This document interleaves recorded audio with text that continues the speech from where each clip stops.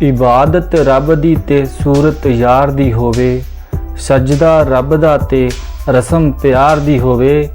आशिकां दे मजहब दा की दसीए, जिक्र रब दा ते गल यार दी होवे।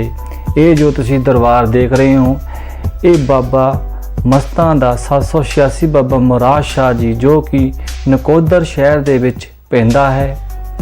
अज तुहानू इस दरबार के इतिहास के बारे में गल करांगे।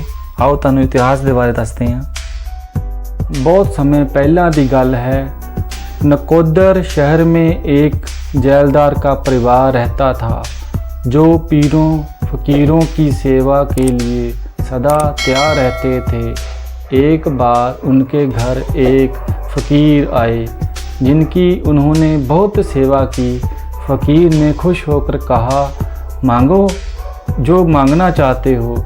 उन्होंने कहा, ईश्वर का दिया सब कुछ है, बस भगवान का नाम चाहिए।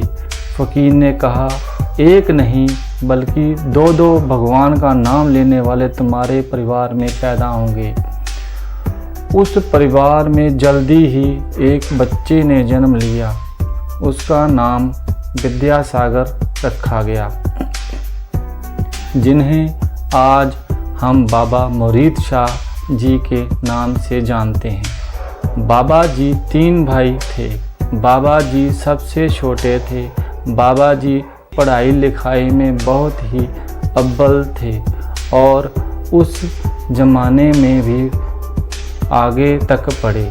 पढ़ाई ख़त्म होने के बाद उन्होंने नौकरी शुरू कर दी।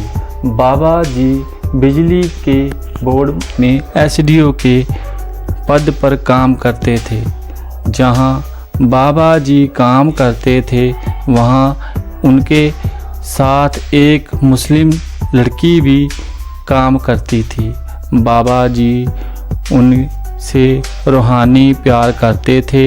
एक दिन उस लड़की की शादी तय हो गई और उसने बाबा जी से कहा कि अगर तुमसे मुझे शादी करोगे तो पहले मुसलमान बनना होगा।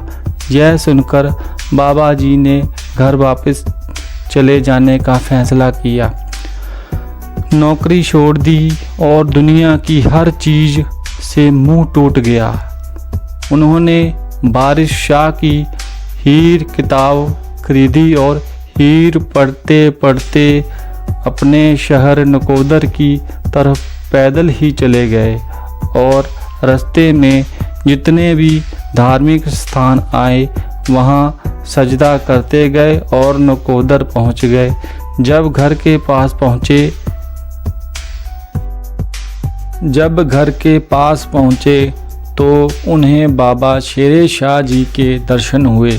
शेरे शाह जी ने आवाज़ लगाई, ओ विद्यासागर कहाँ जा रहे हो? बाबा जी ने सोचा कि वह कोई रूहानी इंसान लग रहे हैं और पास चले गए। शेरे शाह जी ने फिर पूछा, क्यों फिर मुसलमान बनना है? बाबा जी ने कहा, जी बनूंगा। मेरे शाह जी ने कहा, जाओ फिर एक बार अपने घर जाकर सबसे मिल आओ और आकर टूटी प्यार की तार को ईश्वर से जोड़ लो।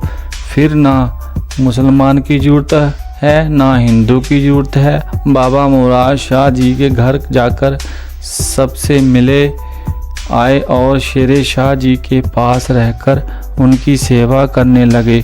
बाबा शेरे शाह जी की तरह से बहुत इम्तिहान देने पड़े पर वह सभी पास करते गए और उनके सबसे प्यारे बन गए।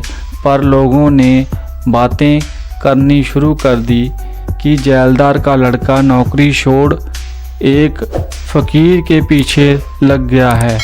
यह सुनकर बाबा जी के बड़े भाई उनको अक्सर पकड़कर घर ले जाते और कभी कभी उन पर हाथ भी उठाते। बाबा जी ने कई बार मना किया और बोला, लाला हाथ नहीं उठाना, पर बाबा जी के बड़े भाई ने माने। बाबा जी ने अंत में कहा, ठीक है लाला, तुम ऐसे नहीं मानोगे, अब तुम्हें फिर देखूंगा मारते हुए जब तुम्हारा बेटा तुम्हारी आंखों के सामने फ़कीर बनेगा। फ़कीरों की जुबान हमेशा अटल होती है। यह कहकर बाबा जी शेर शाह जी के पास चले गए। ऐसे ही चलता रहा। आज़ादी के कुछ साल बाद एक दिन शेर शाह जी बेटे और बहू उन्हें वापस लेकर जाने के लिए आ गए। शेर शाह जी कहने लगे कि मुझे लेकर जाने से पहले विद्यासागर से पूछो। बाबा जी बोले कि आपके पिता हैं, मैं भला कैसे मना कर सकता हूँ, जैसे आप ठीक समझें। फिर बाबा जी शेर शाह जी से बोले कि मैं आपको बिना कैसे रहूँगा, आप मुझे बहुत याद आओगे। शेर शाह जी ने कहा कि जब भी तुम मुझसे याद किया करेगा मैं तुमसे मिलने आ जाऊँगा करूँगा। फिर जब शेर शाह जी आने लगे तब बाबा जी को पास बुलाया और बोले, मेरे बाद दुनिया तुझे याद रखेगी, तेरा नाम रहती दुनिया तक आबाद रहेगा। तू मेरी पीढ़ी का वारिस है और आज के बाद दुनिया तुझे मुराद शाह के नाम से याद रखेगी और जो भी तेरे दर पे आएगा मुँह मांगी मुरादें पाएगा। झोली भर जाएगी मुरादों से तेरी, सच्चे दिल से देख मांग कर। फिर बाबा मुराद शाह जी वहीं रहने लगे जहां शेर शाह जी रहते थे। उस समय वहां जंगल की तरह था और एक पानी का तालाब था जहां आज एक खूबसूरत दरबार है। बाबा मुराद शाह जी हीर पढ़ते रहते थे और अपने मुर्शद को याद करते रहते थे।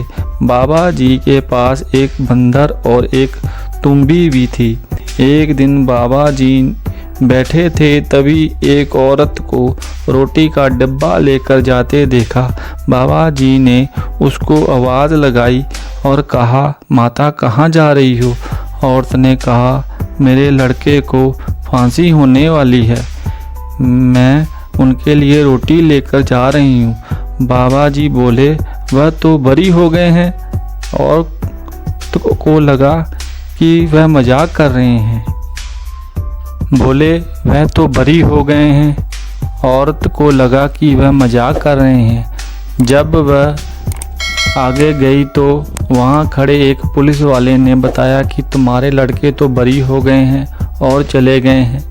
फिर वह औरत दोबारा बाबा जी के पास गई और वह अक्सर उनके लिए चाय लेकर आती और उनके कपड़े धोकर साफ रख जाती। बाबा जी उस औरत को अपनी माँ समझते थे। एक दिन बाबा जी ने उस औरत को कहा, माता तुम्हारे लड़कों की इंग्लैंड भेज दी। वह कहने लगी, हम तो बहुत गरीब हैं, हम कैसे भेज सकते हैं?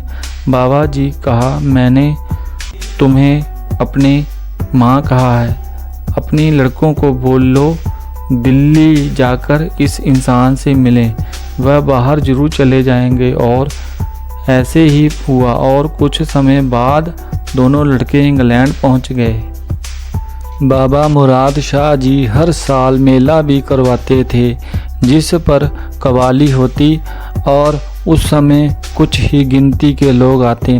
कवाली की महफिल हर साल एक मलेरकोटला के कवाल शुरू करते थे।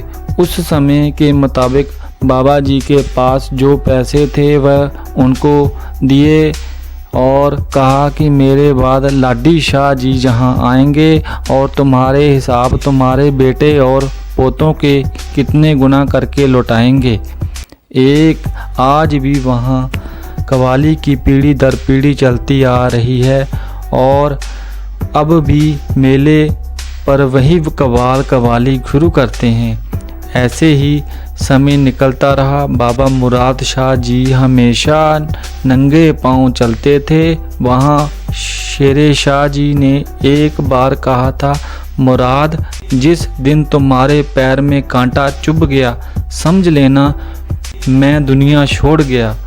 एक दिन चलते चलते बाबा मुराद शाह जी के पैर में कांटा चुभ जाता है। बाबा जी से अपने मुर्शद का विछोड़ा सहन आ गया और वह भी जल्दी ही 28 साल की उम्र में 1960 में शरीर छोड़ गए। बाबा मुराद शाह जी ने 24 साल की उम्र में ही फ़कीरी शुरू की और 28 साल की उम्र में चोला छोड़ दिया। सिर्फ 4 साल में वली हो जाना बहुत बड़ी बात है। ना महंगी मिलती है ना सस्ती मिलती है, यह तो मस्ती है, वह मिटाकर हस्ती मिलती है।